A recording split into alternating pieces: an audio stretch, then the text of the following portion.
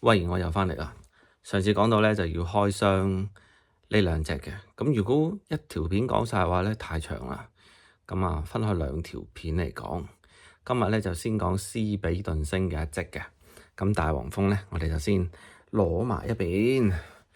今日咧就開箱呢隻隻啦，真開箱啊，完全就係冇預演過。好，呢個盒咧就已經壓過㗎啦，你一壓到邊邊地咁樣，咁即係對於收藏嚟講咧係有啲唔係咁開心嘅，咁但係咧我又唔係嗰種八角尖尖嘅完美主義者啦，咁所以冇乜所謂嘅，咁唯有係收嘅時候就小心啲啦。咁啊呢個盒咧真係少少可惜啊，睇下自己可唔可以修復下佢。好啦，內容物咧就咁多，咁呢度就有啲說明書，咁放埋一邊先。好啦，跟住我哋就攞把鉗出嚟剪開佢。好，我哋嚟剪，每次開箱都係咁開心啊！點彈性差咗咁多嘅啫？你睇，哦，真係大鑊啫！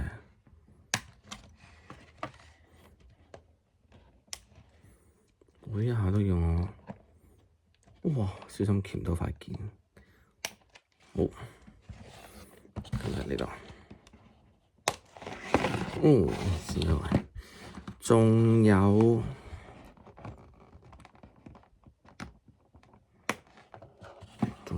條腰，我條腰綁咗兩條繩喎，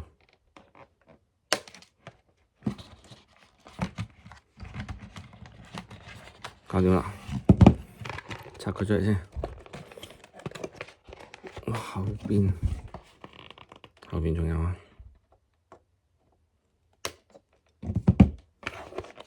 後邊真係大塊，後邊真係。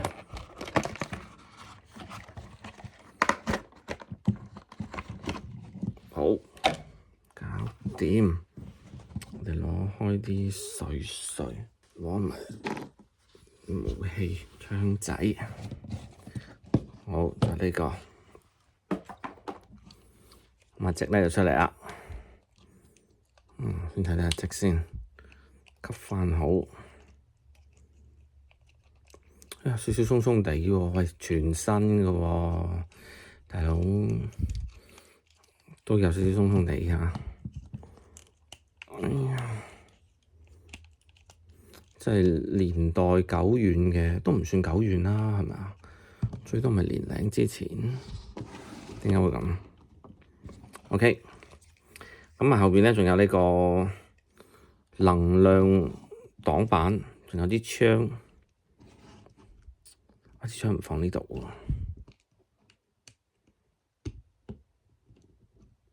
喎，勉勉強強啦。咁啊呢兩個暗器應該係收後邊嘅。好，暗器搞掂，收好咗啦。今日呢隻積咧就想買好耐㗎啦，咁啊終於咧今日就係買到。哇！呢嚿嘢可唔可以塞埋落嚟嘅咧？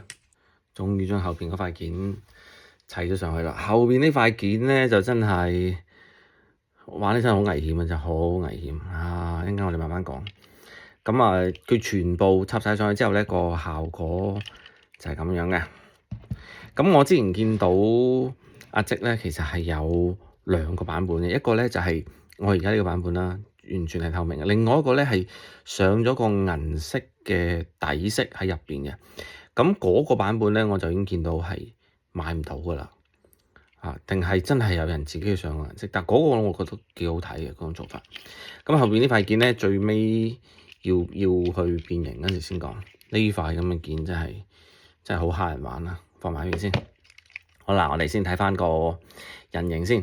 咁啊，因為佢要變成呢個斯比頓星嘅載具啦，咁所以佢嘅人形咧就犧牲好大。你見到兩隻腳咧就粗咗好多，後邊個書包咧就大到飛起。咁呢啲作為一個斯比頓嘅載具咧，我都可以接受嘅。咁當然佢同原來嘅就梗係有啲差距啦，同原來嘅呢一部有啲差距啦嚇。嗰個光苗條嘅程度，我變埋呢隻畀大家睇。好啦，呢隻積同埋呢隻啊，攞下呢塊件先。OK，做一個對比啊。咁兩隻咧就差距係好大㗎啦。咁但係一個係斯比頓形態啦，一個係地球車嘅載具形態啦。咁所以係會有啲出入㗎啦。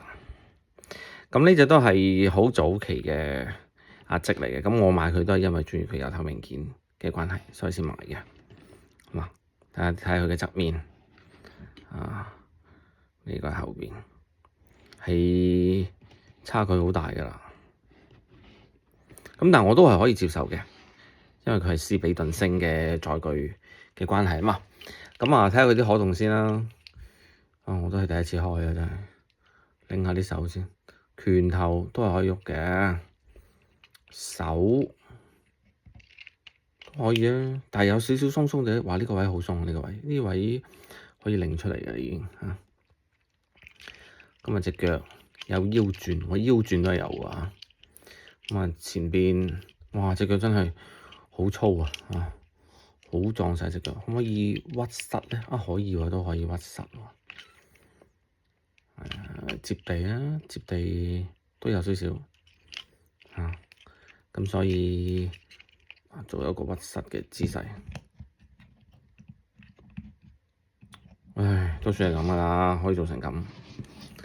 個後邊個書包實在太大㗎，真係。另外個頭先，好咯，基本上人形啦，後邊呢度，巨大。呢啲位咧冇油到銀漆啦，呢啲位咁見到呢隻咧，呢隻係王國嘅壓積，佢係有油銀漆嘅。咁呢啲位都冇油到。咁如果係你好鍾意呢隻玩具嘅話，咁自己都可以自己補翻啲色落去嘅，補翻啲漆位落去。咁佢都係有好多斯比頓星嘅刻畫喺度啦。咁其實佢呢一個傳世就已經係跳咗出去地出啊、王國啊、三部曲噶。咁但係咧，佢因為係斯比頓星載具嘅關係，所以依然係有咁多黑線位畀佢。有呢啲黑線位都有畀翻佢。點講咧？又唔會話係難睇嘅，唔會話太複雜嘅。我覺得你睇佢嘅出發點喺邊度啦，都係可以接受啦。佢呢一個作品嘅還原係要還原翻斯比頓星球嘅載具嘛，咁所以因為呢一個原因，基於呢個原因嚟去創作嘅話，咁所以就算有一啲黑線比較多，我認為都係正常嘅。咁呢一嚿，哇呢嚿嘢兩個着位點咧喺呢度，着位點，然之後將佢棘翻落去。頭先一出嚟嘅時候唔係咁噶，係一條直線嘅。點解咧？因為兩條係掹開，哇！真係掹到我啊，幾驚斷啊，發白啊！哇！呢啲咁嘅情況不斷喺個腦海當中盤旋，真係驚到啊！不都好，始終都係畀我掹緊出嚟，係咪？變完之前咧，漏咗睇兩樣嘢，我哋睇埋個頭雕先，掹咗個肩炮出嚟，睇下個頭雕對唔對到焦？OK 啊，咁個頭雕都幾好啊！我哋攞埋呢個頭雕出嚟做個對比，個頭雕都算唔錯啊。當然係兩個唔同嘅配色啦，一個係黑色，一個係灰色，係有兩個唔同嘅配色咁樣。咁另外一個就睇埋武器啦，呢個係透明件做嘅武器嚟嘅。咁你一唔係就踩個經典位肩旁邊做肩炮，一唔係就放一隻手。咁旁邊仲有啲5mm 嘅窿可以插。咁但係就都係孤寒咗啲咯，係嘛？因為佢淨係畀咗一支炮嚟。咁但係點都好睇過呢支㗎啦，點都好睇過呢支啊！呢支仲難睇啊！咁後邊掹咗呢個出嚟，咁仲有兩個小暗器好，我哋都將佢掹埋出嚟先。咁冇睇過說明書啊，變形可能會嘥多啲時間。佢係用咗呢個斯比頓星嘅摺疊技術。哎呀，嚟去做變形嘅，啲手係咪咁樣擰？第一嘢就擰斷咗件件啊！真係，好彩呢啲白膠玩具嘅件呢係可以砌翻埋去，個拳頭都係咁啦，係嘛？擰翻入去，OK，將個頭擰咗埋去先，然之後個腰擰喺後邊，跟手就將個心口向下移。呢兩隻手位係啦，跟住中間呢兩度揭好佢。好，呢隻腳咧絕對就係斯比頓星嘅偉大嘅摺疊技術可以做出嚟。咁而家有好多嘅 MP 啦，都係用到啲咁強大嘅摺疊技術。但當然有人係唔鍾意玩嘅，因為覺得哎呀咁樣變起身一次幾辛苦嚇，搞一次咁樣嘅變形，又要左摺右摺咁冇計㗎啦，因為呢個係變形金剛呢個質量轉換技術入邊嘅最重要嘅一環。如果想做得靚嘅，就係要咁樣左摺右摺，左摺右摺。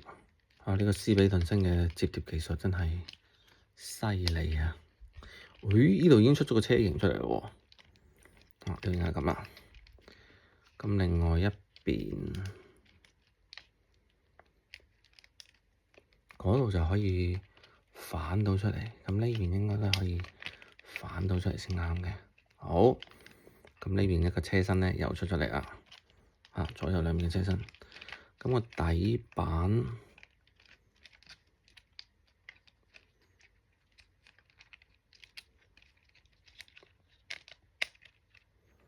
呢兩隻腳係咪仲可以變下嘅咧？應該咁收入去嘅咯喎。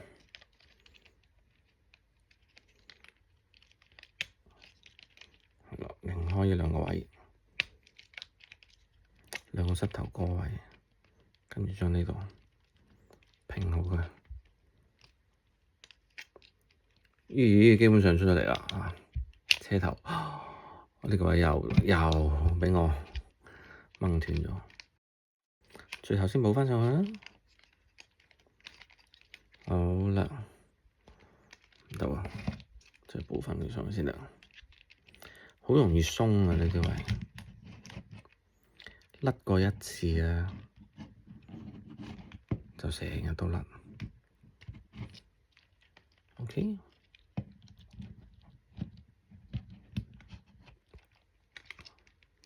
呢度應該就係及住個車頭個位啦。好，有個棘位棘好佢，然之後呢度跟手就係呢度，好啦，全部棘好晒，跟住就呢邊。哇！棘呢邊之前，點解要兩塊板飛晒起身？哇！呢度個摺疊技術真係犀利啊！啲板多到又容易甩喎。OK，跟住到呢邊，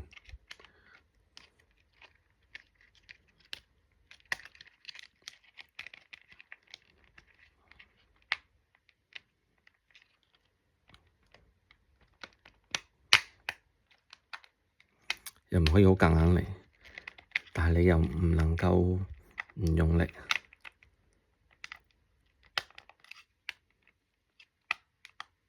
OK，跟手再砌翻個底，然之後呢度就關門啦。即係砌個底都唔容易啫。哇，好薄㗎，其實佢後邊嘅呢度門。關門之前仲要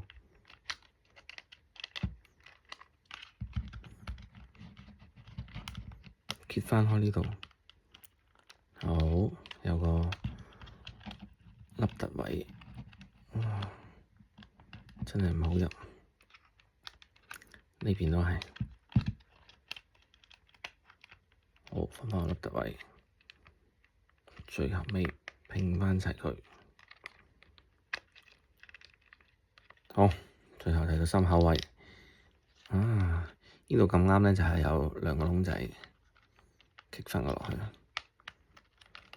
呢邊都係。咁因為係冇碌嘅飛行載具啦，所以佢就畀咗3個支點嚟，咁就係1、2、3，咁就當係一個支架位就支架定咗佢啦。好啦，咁呢個就係變好咗嘅載具。喂，其實都幾大部喎，真係。我係幾佩服咧，可以做到一部咁大部嘅飛行載具形態。呢度仲有少少調整一下。OK， 好啦，咁呢度咧就 OK 咗啦，成個載具出嚟啦。咁呢度咧有透明窗，咁呢度都有嘅。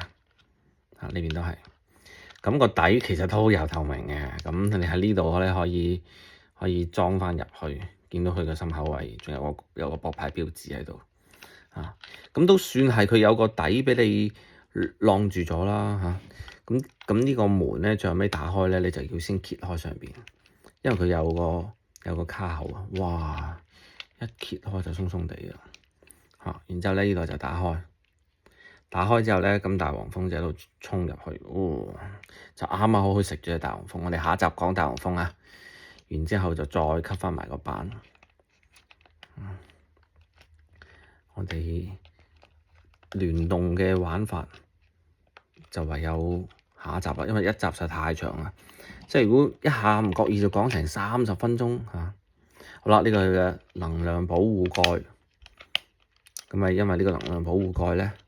就為佢擋咗好多子彈嘅，咁出嚟嘅效果就咁樣，咦，非常之唔錯啊！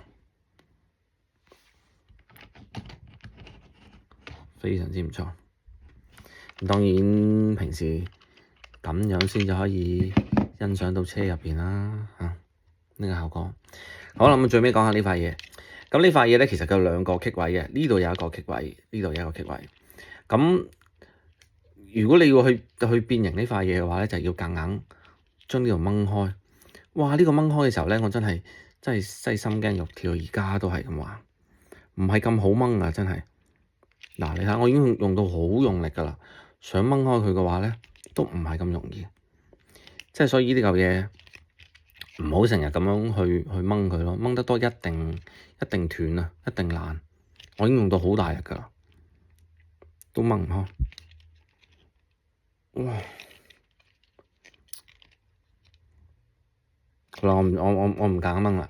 咁佢掹開咗就係頭先一條直線咁樣咯。咁佢就可以放喺呢度咧，然之後就畀佢作為一個火車軌咁樣嚟去玩。咁但係就係多餘啦。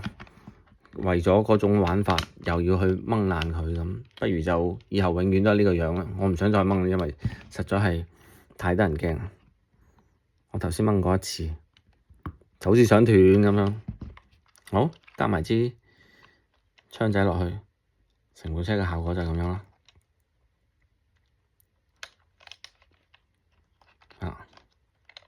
個底都唔錯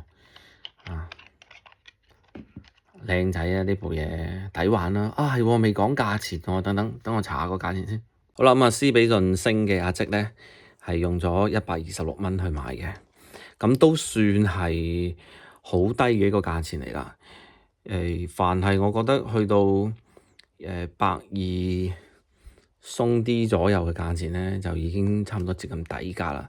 所以呢部嘢係等到真係底價嘅時候先至出手嘅。OK，咁啊，今日就講咗斯比頓星嘅壓積啦。咁嚟緊咧就會再講埋斯比頓星嘅大黃蜂。就喺度啊！斯比頓星嘅大黃蜂。咁啊，完之後就會攞佢哋嘅一個聯動嘅玩法啦。呢度可以插3個能量柱落去，咁入邊就可以收一部大黃蜂啦，係啦。咁今日咧亦都有音波嘅友情演出變一個路燈，因為當年嘅劇情就係佢變成一個路燈，然之後佢就呼咁樣去過去嘅。OK，咁今日就到呢度啦。咁大家記得關注、點讚、轉發1鍵3連感謝大家。好，係咁啦，拜拜。